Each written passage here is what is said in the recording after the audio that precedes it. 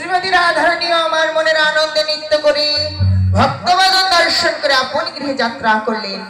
গৃহে গিয়ে মনে মনে চিন্তা করেছে, তাই তো মা যশোমতী যদি কাত্যায়নী ব্রত করে অনাদিরাদি গোবিন্দকে পুত্ররূপে লাভ করে নিজের বাৎসল্য প্রেমে বাঁধতে পারে, তবে আজ আমরা ব্রজের সকল ব্রজ রমণীগণ সেই মা কাত্যায়নীর আরাধনা করব, যাতে করে অনাদিরাদি গোবিন্দকে আপন আপন পতিরূপে লাভ করতে পারি। তাই আজ সকল ব্রজ রমণীগণ সুন্দর করে পুষ্পবাটা সাজিয়ে নিয়ে ধীরে ধীরে চললেন মধুময় শ্রীধাম বৃন্দাবন মাঝে যমুনা পুলিনে মা কাত্যায়নীর আরাধনা করতে। হরে কৃষ্ণ